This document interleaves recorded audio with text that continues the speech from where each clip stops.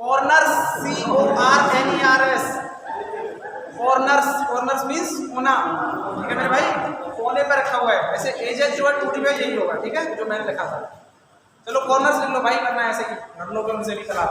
Sir मैं सारे sir पढ़ा रहे हैं, आपको सर पढ़ा रहे हो, सरकारी कोचिंग में कुछ पढ़ा लो। ठीक है, कॉर्नर्स पे रखा हुआ है। ठीक है मेरे भाई, ये एक्सपेरिमेंट से कैलकुलेट किया क्या? क्या है?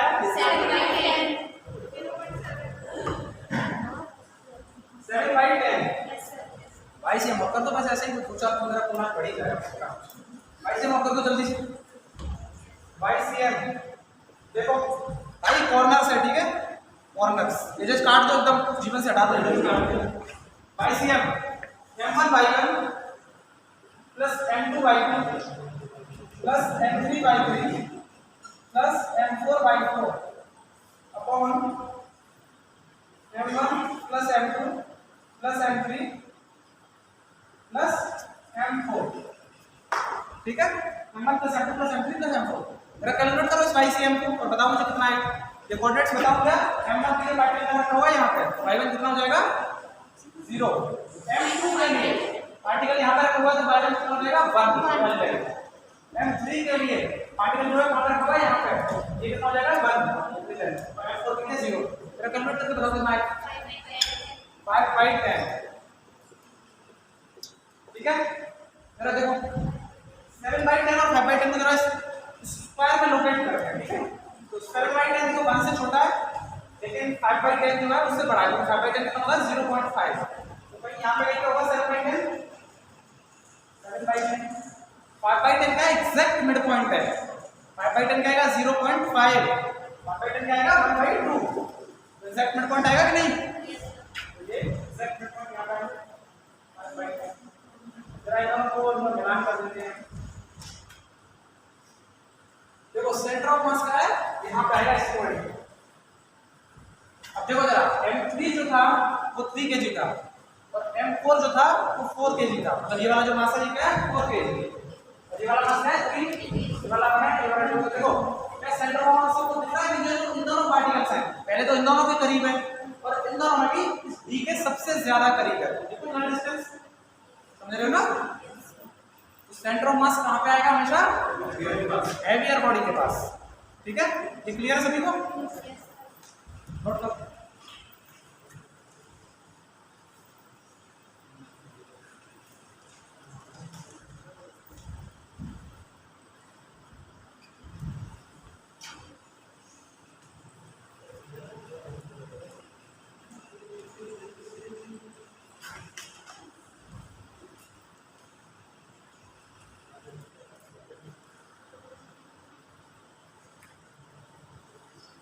बताऊं क्या?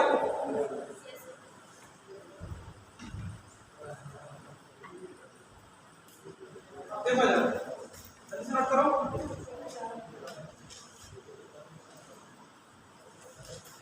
अब तक क्या था, मतलब इस वाले क्वेश्चन में क्या था, सिर्फ पार्टिकल्स रखे हुए थे। यहाँ पे एक पार्टिकल था केवल इसी पॉइंट पर, एक पार्टिकल था केवल इस पॉइंट पर, एक पार्टिकल था केवल इस पॉइंट पर, एक पार्टिकल था केवल इस पॉइंट पर।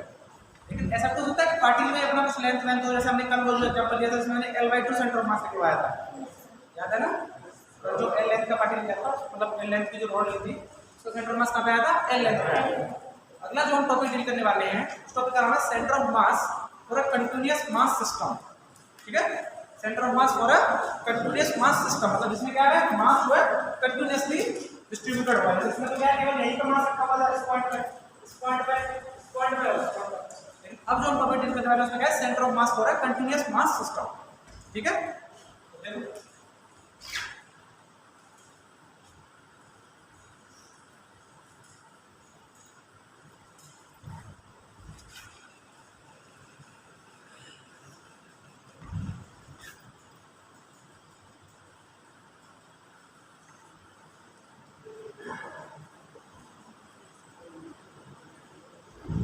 मैंने यहाँ पे चित्रकारी इसलिए किया क्योंकि आपको पता चलता है ये सॉलिड है। ठीक है, हॉलो नहीं है, मतलब क्या है एक शीट है, पेपर समझते हो ना, जो मतलब जो आपके A4 साइज का पेपर है वो वाला पेपर है, मतलब बीच में जुड़ा हुआ है, मतलब पूरा डिस्ट्रीब्यूटेड है यूनिफॉर्मली।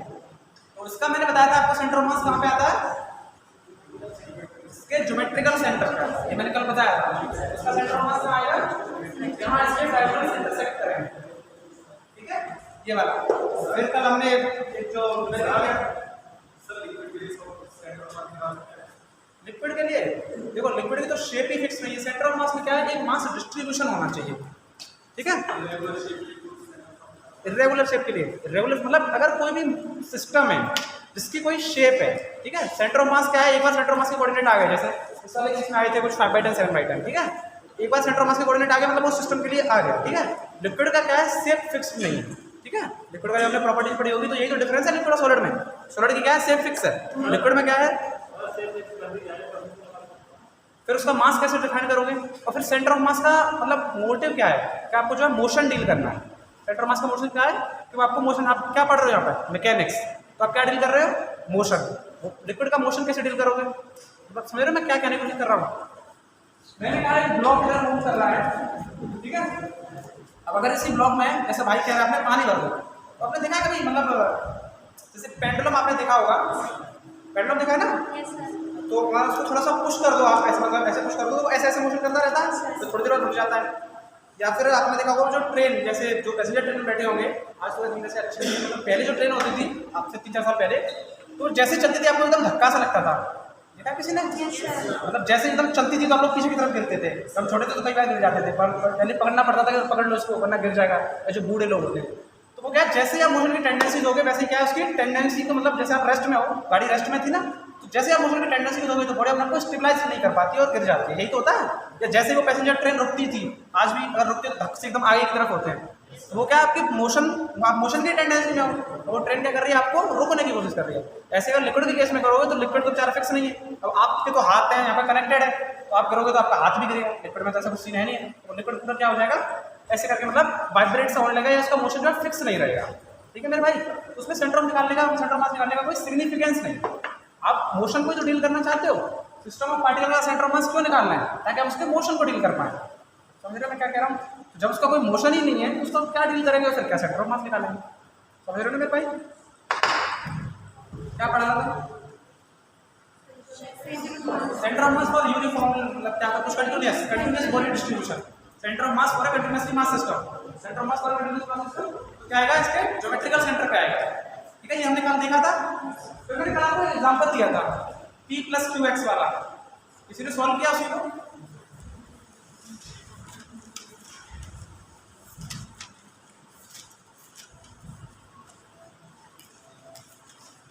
सेंटर ऑफ मास निकालना था। एक रॉड थी, इसकी लेंथ थी L। मेरे भाई को क्वेश्चन नोट करवाओ जरा, भाई कल नहीं आया, उनको क्वेश्चन नोट करवाता हूँ, आपने लिखा होगा ना, आपने भी नहीं लिखा, लिखो सभी। Find the centre of mass for a rod of length L, find the centre of mass for a rod of length L whose linear mass density is given as lambda is equals to P + QX। ये मैंने कल question दिया था,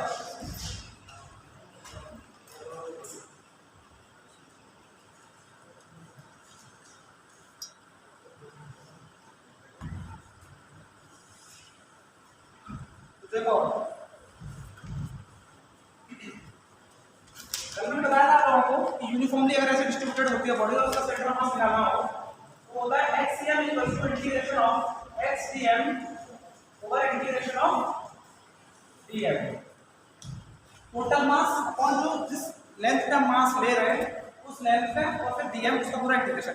मैंने कल पूरा derive किया था, याद है ना, जो l लेंथ के लिए कैलकुलेट किया था L/2, याद है कि फिर से उसको कराऊं, याद है ना। ऐसे 22cm का होगा, उसकी वैल्यू होगी integration of y/dm over integration of dm। dm क्या है कल मैंने बताया था, और छोटा सा मास, फिर उस छोटे से मास को आपको इंटीग्रेट करना है जहां से आपकी बॉडी शुरू हो रही है और जहां पे आपकी बॉडी खत्म हो रही है उस रेंज में। ये मैंने कल बताया था, फिर से बताऊं क्या, देखो जरा क्वेश्चन है, लेंथ एक रॉड है, इसकी लेंथ दे रखी है उसमें,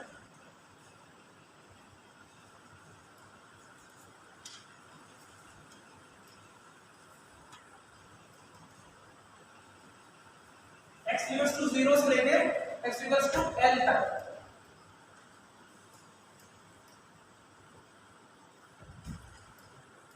x = 0 से लेके x = L तक, ये उसने लेंथ दे रखी थी, ठीक है, मतलब लेंथ दे रखी है रॉड की। अब जो हमने कल क्वेश्चन डील किया था वो क्या था, यूनिफॉर्मली डिस्ट्रीब्यूटेड था। मैंने पूछा था ना कि अगर आधी लेंथ कर दो तो कितना मास होगा, m/2 आप लोगों ने बताया था। तो मैं पूछा था 3m/4 लेंथ मतलब 3m/4 लेंथ कर दो तो मतलब 3m/4 3m/4।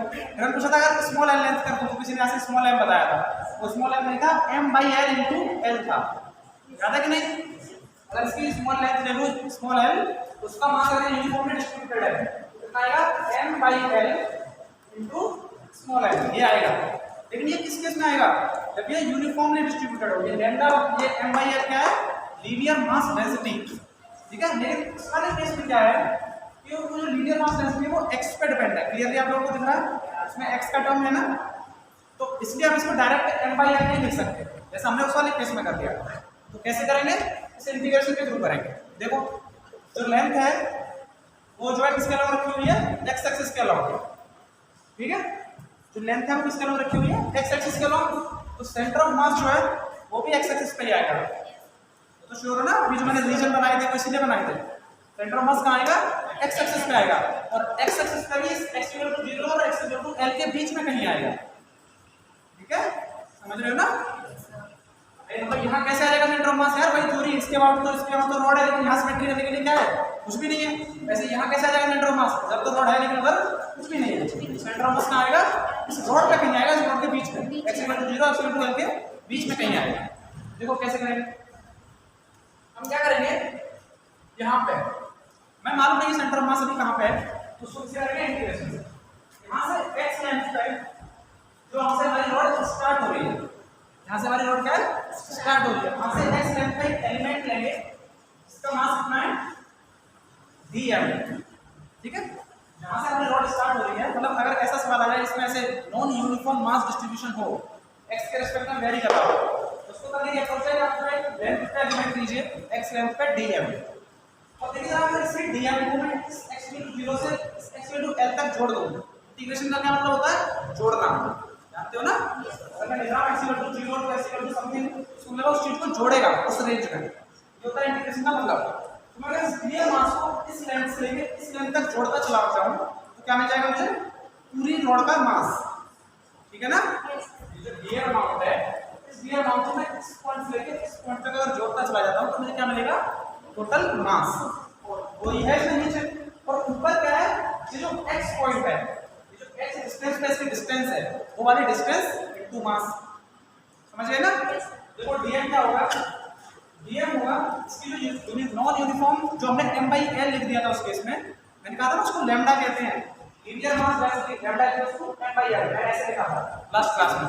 तो यहाँ पे जो लैम्डा क्या है वो क्या है, p + qx इनटू इसकी dm मास की, जो छोटा सा dm मास लेते हैं इसकी लेंथ कितनी होती है, dx, छोटा सा मास ले रहे हो ना dx, उसका मास कितना हो जाता है dm।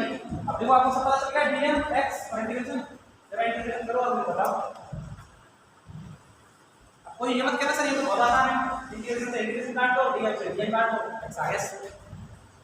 कोई ऐसा तो नहीं है मेरा भाई जो ये कर रहा हो, भाई जीने दो हमें, ऐसा मत करना वरना मैं मर जाऊंगा वास्तव में, ऐसा कोई मत कर देना मेरा भाई। इंटीग्रेशन से इंटीग्रेशन काट दो, dm से dm काट दो, ये क्या है, इंटीग्रेशन हो रहा है, ऐसा नहीं कर सकते, ठीक है, ऐसा मत करना गलती से भी, वरना जो आपको टीचर पढ़ा रहा है कुछ जीवित नहीं रह पाएगा बेचारा। x dm integration of x dm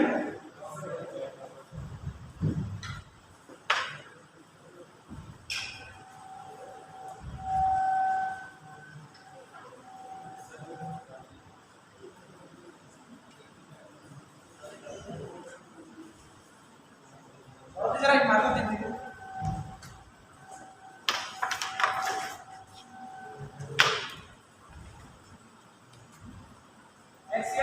integration of x dm over dm, इसको इंटीग्रेट करना है, ठीक है।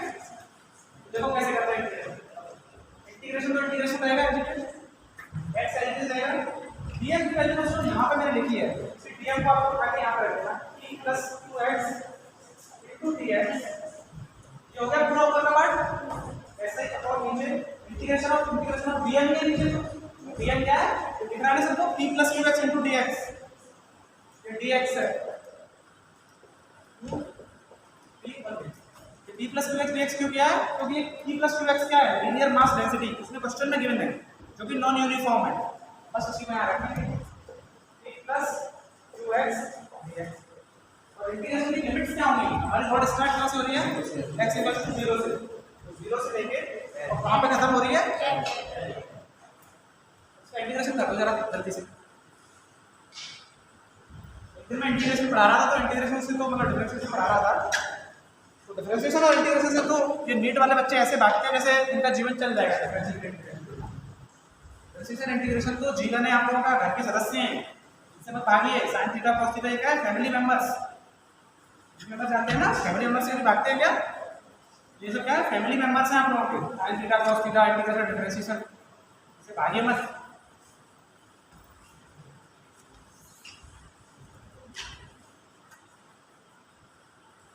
कर रहे हैं इसका इंटीग्रेशन आप लोग?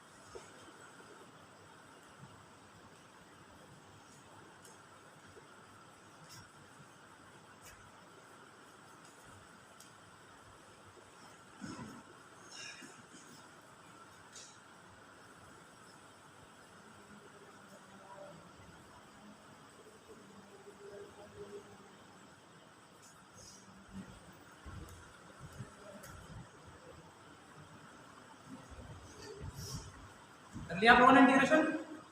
उन्होंने नहीं किया वो देख रहे। ये था, इस x को मैं अंदर लेके गया तो हो जाएगा px x plus qx square upon एक समय ऐसे रखा है p plus qx dx। px p तो कांस्टेंट है, x का इंटीग्रेशन हो जाएगा x स्क्वायर अपॉन 2। सिमिलरली यहां पे q कांस्टेंट है, x स्क्वायर का इंटीग्रेशन हो जाएगा x क्यूब अपॉन 3 nx वाले फार्मूले से जानते होंगे ना। जैसे यहाँ पर p कांस्टेंट था तो यहाँ पे केवल x हो जाएगा। कांस्टेंट का इंटीग्रेशन क्या होता है? एक x px into qx, x का इंटीग्रेशन हो जाएगा x स्क्वायर अपॉन 2। 0 से लेके l तक लिमिट रख दूंगा तो 0 रखने पे तो 0 आ जाएगा, तो मैंने डायरेक्टली l रख दिया pl square upon 2 plus ql square ql cube upon 3 upon pn plus ql square upon 2। इसमें से 3 6 एलसीएम लगा के काट के ये वाला आंसर आएगा। ये भी समझाऊं क्या? ये भी समझाऊंगा कि कैसे काट पीट हो रही है। 6 3 समझाओ मेरे भाई किसी को? तो आप समझा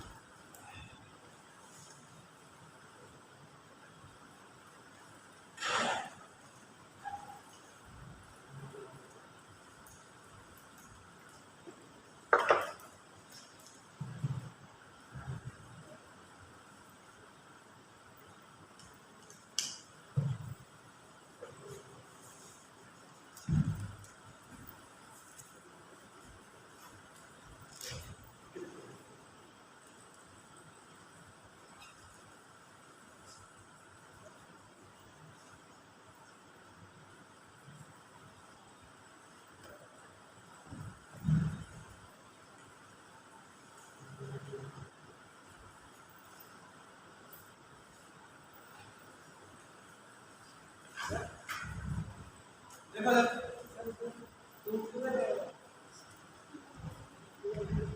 कहाँ पे 3 कॉमन लेंगे तो 2p प्लस q आएगा, ये कह रहे हैं ना। देखो जरा देख रहे ना भाई लोग, मैं वहां से 3 कॉमन लिया क्या हुआ तो p प्लस q 2 के लाएगा। भाई ने बता दिया, थैंक यू भाई, आप लोगों ने थोड़ा अपना कर लिया कंप्लीट। देखो जरा ये क्या है, स्क्वायर है, ठीक है, सबको दिख रहा है। और इसका सेंटर ऑफ मास आप सब लोग जानते हो क्या है, इसका ज्योमेट्रिकल सेंटर।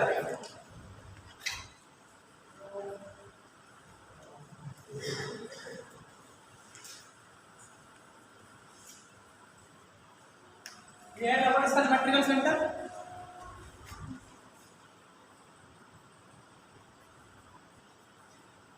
ठीक है। इसका सेंटर ऑफ मास है, इसका मास क्या है, कैपिटल है, ठीक है। इसका सेंटर ऑफ मास है कैपिटल है। देखो क्वेश्चन क्या है, सब लोग देखा जरा, इंपॉर्टेंट है। मैं क्या कर रहा हूँ, इसको मान लीजिए एक शीट है, इसका centre of mass geometrical centre है, कैपिटल है, इसका मास है। इसमें से इसके इतने पोर्शन को मैं क्या कर रहा हूँ, रिमूव। देखा सभी लोगों ने, वो था ज्योमेट्रिकल शीट थी और पूरा अपना स्क्वायर था, इसका सेंटर ऑफ मास कहाँ होगा, ज्योमेट्रिकल सेंटर का था। मैंने क्या किया, उसका जो मतलब एक पोर्शन था, समझ रहे ना, मतलब इसका जो 1/4 जो पोर्शन था उसको हटा दिया, मतलब वो अब नहीं है। अब क्या है, बस इतना है, इतना इसमें आपको दिख रहा है, ऐसे करके, ठीक है। अभी तो दिख रहा है ना क्वेश्चन क्या है। अब इसका सेंटर ऑफ मास क्या होगा बताया क्या, चलो तो ये बताओ वही रहेगा या कहीं और चला जाएगा, कितने लोग कह रहे हैं चेंज हो जाएगा, जो लोग कह रहे हैं चेंज हो जाएगा बहुत अच्छी बात है, जो नहीं कह रहे हैं वो जरा सोचो, इसका सेंटर ऑफ मास यही रहता है। पहले तो क्या है, इस वाले पॉइंट को बैलेंस करने के लिए वाला पॉइंट यहाँ पे था, लेकिन अब कोई इस वाले पॉइंट को बैलेंस करने के लिए है क्या वहाँ पे, नहीं है ना। इस वाले पॉइंट को बैलेंस ये कर रहा है, इस वाले पॉइंट को ये कर रहा है, इस वाले को ये कर रहा है, लेकिन इस वाले पॉइंट को बैलेंस करने के लिए वहाँ कोई है क्या, नहीं है ना। तो इसका सेंटर ऑफ मास चेंज होगा। अगर आपको थोड़ी सी फील नहीं है ना, तो सेंटर ऑफ मास को ऐसे बस सिमेट्री से समझो।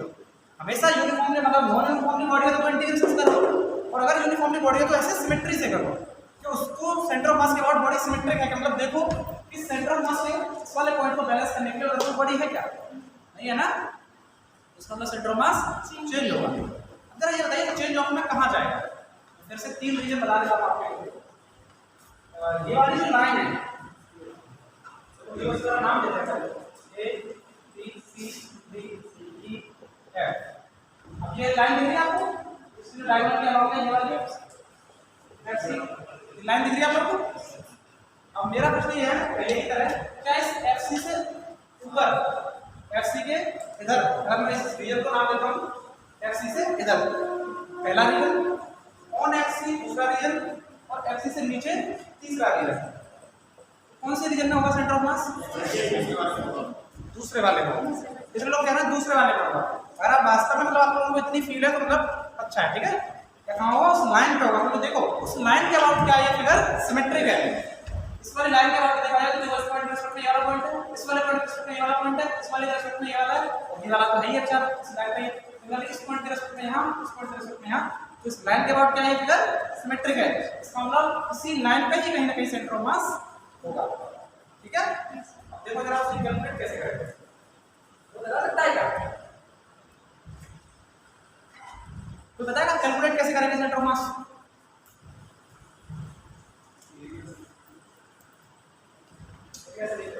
देखो मैं बता रहा हूं, इस पूरे का मास क्या था, कैपिटल M। अब ये जो शेप बनी हुई है ना, आप इसे कंसीडर करो 3 ऐसे, मतलब देखो ये मतलब डेयरी मिल्क खाइए ना, डेयरी मिल्क, तो डेयरी मिल्क क्या ऐसी बड़ी सी रहती है, ऐसी बड़ी सी रहती है ना, उसमें छोटे छोटे रहते हैं वो, देखिए ना। वैसे इसको कंसीडर करो, ये डेयरी मिल्क का ये वाला पार्ट चला गया, तो ये वाला पार्ट जो है बिल्कुल इसके आइडेंटिकल होता है, ऐसे ये वाला पार्ट जो है इसके आइडेंटिकल होता है, ये वाला पार्ट इसके आइडेंटिकल होता है। जो पार्ट चला गया है वो बिल्कुल इसके आइडेंटिकल होगा, सिमिलरली ये वाला पार्ट जो है इसके आइडेंटिकल होगा। मतलब ये जो 3 छोटे छोटे पोर्शंस हैं ये आपस में क्या होंगे, आइडेंटिकल होंगे, मतलब सेम होंगे। फील आ रही है ना, डेयरी मिल्क फॉर एग्जांपल, ठीक है। तो ये क्या है, डेयरी मिल्क का एक वाला पोर्शन है, ये वाला है। तो इस पूरे का मास कैपिटल M था, पूरे का मास क्या था, कैपिटल M। मैंने आपको शुरुआत में बताया था पूरे का मास क्या था, कैपिटल M।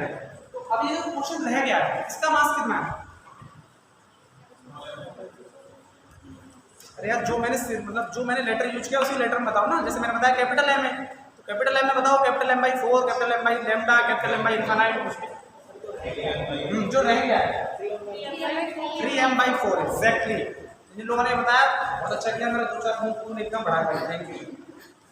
जो पूरा मास था क्या था m by 4। देखो डेरिवेटिव हमारी इतनी है, बस हमारे डेरिवेटिव में क्या है, बस 4 ही है ऐसे। अब इस टोटल का मास क्या है m, इसका मास कितना होगा m by 4, इसका मास कितना होगा m by 4। तभी तो चारों मिलके बने होंगे कैपिटल M। अब इसमें से एक किसी ने खा लिया आपने, टोटल कितना बचा 3 का मास कितना हो गया 3m by 4, ठीक है ना 3m by 4 क्लियर। अब देखो ड्यूटी देखो सेंटर ऑफ मास की, ये जो है एकदम क्या स्क्वायर है, ये भी ये स्क्वायर है ना, किसी को दिक्कत तो नहीं है, ये स्क्वायर है ठीक है। जैसे मान लो अगर 1 में ये मतलब यूनिट 1 का स्क्वायर है, तो ये तो स्क्वायर बनेगा कितना 1/2 का, ये वाली लेंथ क्या है 1/2, ये वाली लेंथ भी क्या है 1/2। तो ये तीनों क्या है आपस में स्क्वायर है, तो स्क्वायरों का भी सेंटर मास निकाला जा सकता है। सेंटर मास तो किसी को भी निकाल सकते हैं। इसका सेंटर मास क्या होगा सिमेट्रिकल सेंटर पर, इसका सेंटर मास क्या होगा सिमेट्रिकल सेंटर पर, इसका सेंटर मास क्या होगा सिमेट्रिकल सेंटर पर, ठीक है। 3 बॉडीज बची हैं, तीनों का मास इंडिविजुअली क्या है m by 4 m by 4 m by 4, और इनके सेंटर मास का इनके ज्योमेट्रिकल सेंटर पर, ठीक है। समझ गए ना सभी लोग। अब देखो ये पूरी लेंथ में मतलब नहीं दी है, तो मान लो स्क्वायर का लेंथ मान लेते हैं 1, ठीक है। अगर ये लेंथ 1 है तो ये लेंथ कितनी हो जाएगी 1 स्क्वायर ना, तो स्क्वायर की क्या है अपोजिट साइड आपस में इक्वल होती है, ये लेंथ 1 है तो ये लेंथ भी 1 होगी। फिर हम इस पॉइंट के कोऑर्डिनेट बता सकते हैं कि मतलब इस वाले पॉइंट के, इसका मैं नाम दे रहा हूं, इसका नाम देता हूं G, इसका नाम H और इसका नाम I। इस H पॉइंट के कोऑर्डिनेट बता दें, इस H पॉइंट के कोऑर्डिनेट्स समझते हैं ना x, y एग्जैक्टली। भाई मतलब एक बोतल बढ़ा लेते हैं तो यार देखो H कितने H के कोऑर्डिनेट्स क्या हैं 1/4, 1/4। देखो भाई ने कैसे बताया, ये पूरी लेंथ कितनी थी 1, ये आधी लेंथ कितनी हो जाएगी 1/2। अब ये ज्योमेट्रिकल सेंटर है, ज्योमेट्रिकल सेंटर मतलब उसका भी आधा, अब डायगोनल जहां पे कट करते हैं तो कहां पे कट करते हैं एज के बिल्कुल आधे पे, ये लेंथ कितनी हो जाएगी 1/4। सिमिलरली ये पूरी लेंथ कितनी थी 1, ये पूरी लेंथ कितनी हो जाएगी 1/2, ये लेंथ कितनी हो जाएगी 1/4। कोऑर्डिनेट क्या है 1/4, 1/4। इसी तरह g के कोऑर्डिनेट बताओ जरा, g के कोऑर्डिनेट्स, इस g के g दिख रहा है ना सभी को, g के कोऑर्डिनेट बताया जरा 1/4, 3/4। देखो g जो है h के जस्ट ऊपर है, इस वाली लेंथ कितनी है 1/4, ये भी निकाला, और ये टोटल लेंथ थी 1, अब में से इतना पोर्शन चला गया तो इतना पोर्शन कितना था 1/4, टोटल कितना बचा है पूरा 3/4। आई के कोऑर्डिनेट्स बताओ,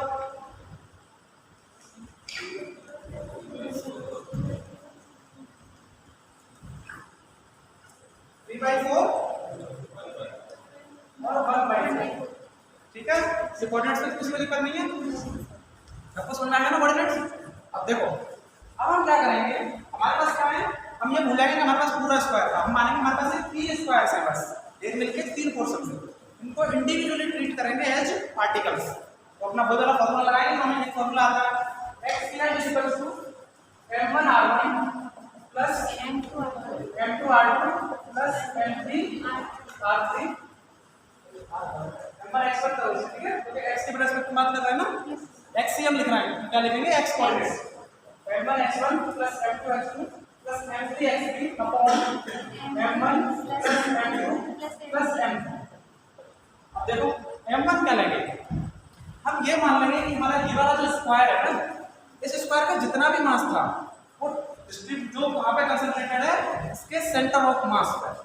ऐसा है नहीं बिल्कुल, लेकिन सेंटर ऑफ मास की ये ब्यूटी है कि आप क्या करो उसके सारे मास को कहां पे कंसीडर करो, उसके सेंटर ऑफ मास पर।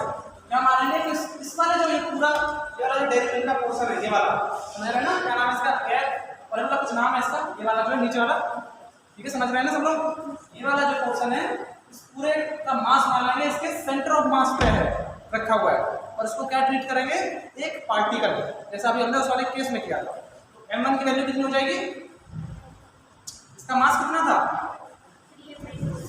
3/4 का टोटल का मास था ना, इन तीनों को जोड़ के बनाया ना 3/4, तो इसका मास कितना हो जाएगा m/4, ठीक है। ऐसे बताता हूं, टोटल का मास था m, ये डेरिवेटिव का था हमारा 4 कॉलम थे उसमें, टोटल का मास था और इसमें से एक कॉलम आ गया तो टोटल मास कितना बचा 3m/4। मतलब इस पूरे का मास 3m/4 है, उसमें तीन चीजें सिमेट्रिक है तो किसका मास कितना हो जाएगा m/4। m1 की वैल्यू कितनी हो जाएगी m/4, m2 की वैल्यू m/4 और m3 की वैल्यू m/4।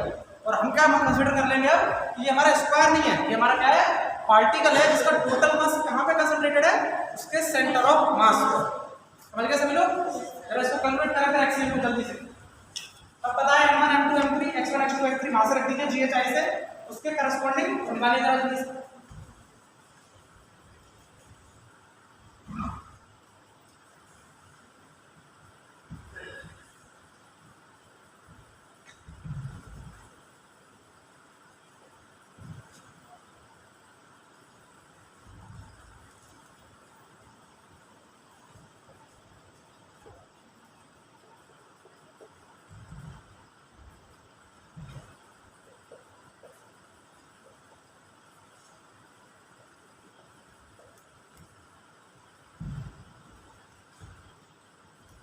देखिए अगर मैं इस वाले कोऑर्डिनेट, इस वाले ये जो चॉकलेट का ये वाला जो पोर्शन है मतलब ये वाला स्क्वायर, इसकी बात करता हूँ तो इसका मास कितना है m/4। अब इसका रखेंगे इसके सेंटर ऑफ मास का x कोऑर्डिनेट h का, इसका सेंटर ऑफ मास क्या है h है ना इसका सेंटर ऑफ मास, इसका ज्योमेट्रिकल सेंटर क्या है ये वाला पोर्शन ही तो है, ये वाला पॉइंट h का x कोऑर्डिनेट रखेंगे। h का x कोऑर्डिनेट क्या है यहाँ पे आएगा 1/4। सिंपल है। इस वाले की बात करें इस वाले का मास क्या है m/4, इसका ज्योमेट्रिकल सेंटर क्या है g, इसलिए मैंने इसके कोऑर्डिनेट लिखवाए थे। और g का x कोऑर्डिनेट क्या है 1/4। ऐसे ही तीसरा वाला जो पोर्शन है इसका मास क्या है m/4 और इसके जो x का जो सेंटर ऑफ मास है वो क्या है i और इसका जो वो है x कोऑर्डिनेट क्या है। जरा इस घातांक कैलकुलेशन को कोई करेगा मेरे लिए और बताएगा आंसर क्या है।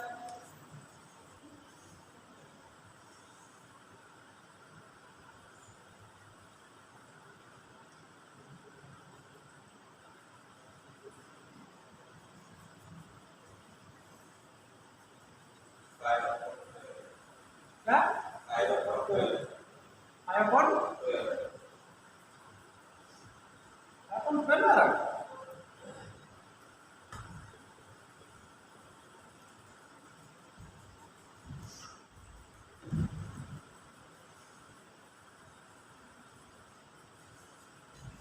तो सही आएगा। सब चेक करना इसको परफेक्ट वैल्यू है क्या, परफेक्ट वैल्यू है देखो फिर। अच्छा ये था x कोऑर्डिनेट, लेकिन कोई भी पॉइंट होता है तो उसके दो कोऑर्डिनेट होते हैं, एक x कोऑर्डिनेट एक y कोऑर्डिनेट। तो ये क्या है x कोऑर्डिनेट, ऐसे ही y कोऑर्डिनेट भी तो होगा समझ रहे हैं ना। जैसे अगर इस पॉइंट के भी दो कोऑर्डिनेट लेंगे, इस पॉइंट के भी दो कोऑर्डिनेट लेंगे, इस पॉइंट के भी दो कोऑर्डिनेट लेंगे, सेंटर ऑफ मास होगा उसके भी तो दो कोऑर्डिनेट्स होंगे। तो ये क्या है केवल x कोऑर्डिनेट। ऐसे ही y कोऑर्डिनेट का निकालेंगे, y कोऑर्डिनेट y कह रहा है 5/12 मतलब जितना ये उतना ही आएगा y कोऑर्डिनेट। कितने लोग y की बात से सहमत हैं? अगर आप सहमत नहीं हो तो मैं आपको याद दिला दूं, थोड़ी देर पहले मैंने पूछा था कि इसका सेंटर ऑफ मास कहां लाई करेगा, सभी ने बताया था किस पे लाई करेगा FC पे। अब ये FC क्या है, एक स्ट्रेट लाइन है जो ओरिजिन से पास कर रही है, इसका स्लोप कितना है 45 डिग्री। तो इस पे जो भी पॉइंट आएगा उसके x और y कोऑर्डिनेट की वैल्यू बराबर होगी। इस लाइन की इक्वेशन क्या है y x, तो सेंटर ऑफ मास कहां आएगा 5/12 पे आएगा। मतलब y कोऑर्डिनेट जो आएगा सेंटर ऑफ मास का वो आएगा 5/12। ठीक है। अब देखिए आप 5/12 की वैल्यू नियर अबाउट 0.4 समथिंग आएगी, 0.4 समथिंग आएगी ना 5/12 की वैल्यू। 0.4 होगा करीब 0.4 समथिंग यहाँ कहीं होगा, ठीक है, यानी यहाँ कहीं होगा। 0.5 से छोटा होगा ना, ये क्या है अरे यहाँ कहीं होगा। ये वाली जो लेंथ है, ये वाली लेंथ, ये पूरी लेंथ कितनी थी 1, ये वाली लेंथ 1/2 हो जाएगी। 1/2 कितना होता है 0.5, हमारा एक्सपोनेंट कितना आ रहा है 0.4, तो 0.5 से थोड़ा सा छोटा होगा तो 0.4 यहाँ कहीं होगा, ऐसे 0.4 यहाँ कहीं होगा। तो जो सेंटर ऑफ मास है वो थोड़ा यहाँ कहीं शिफ्ट हो जाएगा। तो जो सेंटर ऑफ मास पहले यहाँ पे था, सेंटर ऑफ मास शिफ्ट होकर कहाँ आ गया पीछे की तरफ। ठीक है, जो मैंने आपसे पूछा क्लियर है ये क्वेश्चन? किसी कोई डाउट तो नहीं भाई? तो नोट करना है किसी को?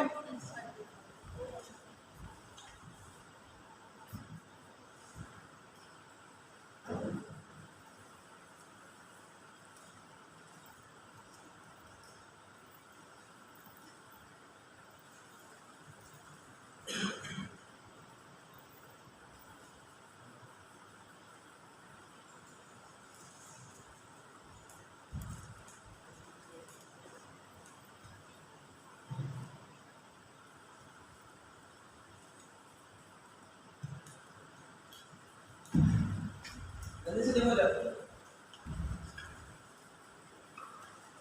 अभी जो हमने किया ना उसमें हमें पहले से ही पता था कि जो बॉडी काट मतलब जो पूरा तो ब्लॉक था ना, पूरा ब्लॉक एम था, मैंने कहा था उसमें से बच्चा एक चॉकलेट खा गया, चॉकलेट का एक पोर्शन। अभी हमें इनके भी सेंटर ऑफ मास पता थे, तो इसलिए मैंने आगे आसानी से निकाल दिया।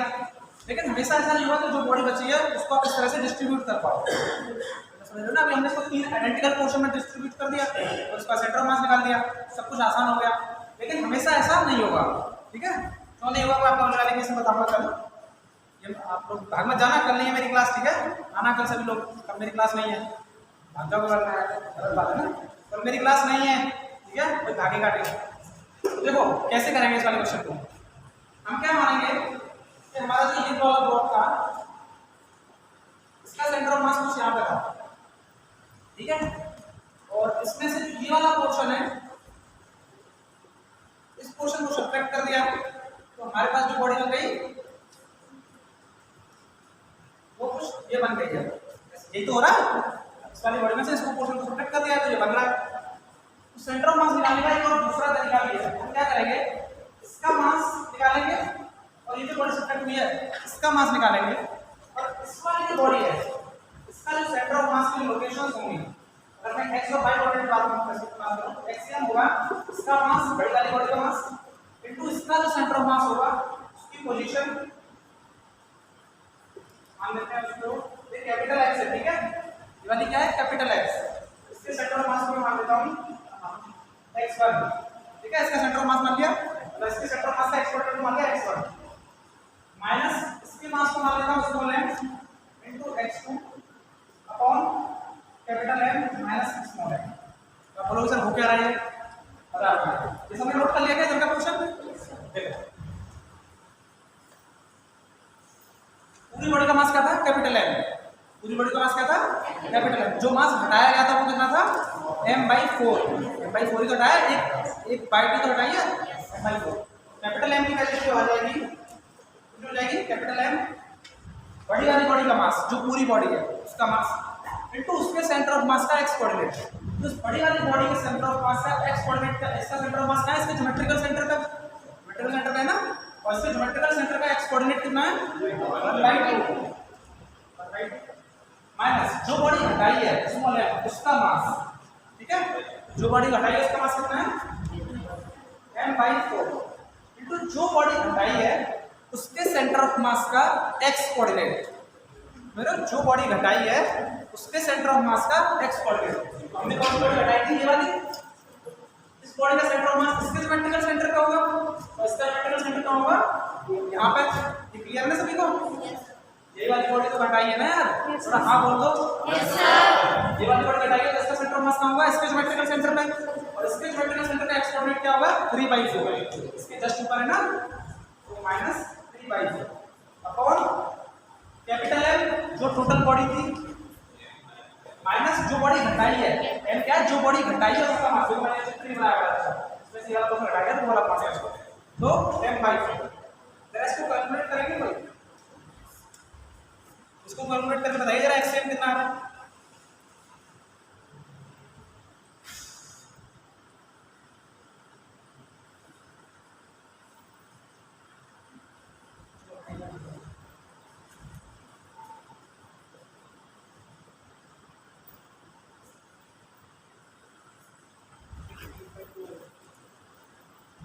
फाइव बाई 12 कहाँ आया था, ठीक है। सेंटर ऑफ मास वहीं आ रहा है। सिमिलरली y को भी आप निकालेंगे इसी वाले तरीके से, YCM लिखेंगे आप, YCM equals to capital M तो जो बॉडी घटाई है उस बॉडी के सेंटर ऑफ मास का y कोऑर्डिनेट। इसके बॉडी का सेंटर ऑफ मास कितना है 3/4। देखो ये वाली लेंथ 3/4 हो जाएगी, अरे सॉरी यार, m इनटू जो बॉडी है उसके सेंटर का y कोऑर्डिनेट, तो ये है इसका सेंटर ऑफ मास, इसका y कोऑर्डिनेट कितना है 1/2 माइनस m/4 जो बॉडी घटाई है उसका मास, जो बॉडी घटाई है उसके सेंटर ऑफ मास का y कोऑर्डिनेट 3/4 अपॉन जो बॉडी है m माइनस जो बॉडी घटाई है उसका मास m/4। इसको कैलकुलेट करोगे तो 5/12 एग्जैक्टली इसके बराबर। ये वाला जो मेथड है ये ज़्यादा एफिशिएंट है। हम अभी इसी पे क्वेश्चन करने वाले हैं कल, तो उसमें थोड़ा अच्छे से याद रखिए। मैं ये लिख रहा हूँ क्या, कैपिटल एम क्या है, ओरिजिनल बॉडी का मास, स्मॉल एम क्या है, जो बॉडी घटाई गई है उसका मास। यहाँ पे क्या आएगा, जो बॉडी ओरिजिनल है उसके सेंटर ऑफ मास का एक्स कोऑर्डिनेट, क्या है, जो बॉडी घटाई है उसके सेंटर ऑफ मास का एक्स कोऑर्डिनेट, और ये कैपिटल एम और स्मॉल एम। समझ गए सभी लोग इसको? टाइम हो गया क्या? बस एक क्वेश्चन लिखिए, फिर आप घर में मालूम आपको जाने को होती है। कल मेरी क्लास नहीं है, आप भी सुने अपनी मित्रों को बताएंगे तो हम लोग आ सकते हो ऊपर आराम से। एक क्वेश्चन नोट कर लीजिए बस।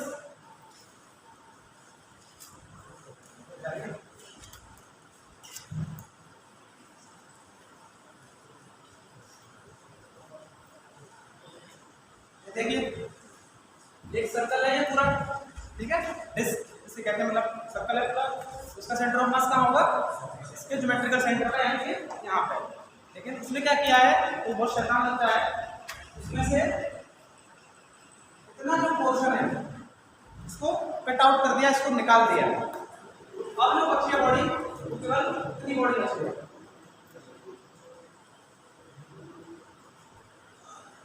सभी लोग, पूरा सर्कल था, पूरे सर्कल में से इसको छू रहा है ना, जस्ट इसको ऐसे छूते हुए जा रहा है, ठीक है, मतलब इसकी जो डायमीटर है क्या है, इतनी है। ये जो छोटा वाला सर्कल है इसकी, तो बड़े वाले की डायमीटर इतनी नहीं है, ठीक है। इसका कोऑर्डिनेट क्या है, 1,0, और इसका कोऑर्डिनेट क्या है, 0,1।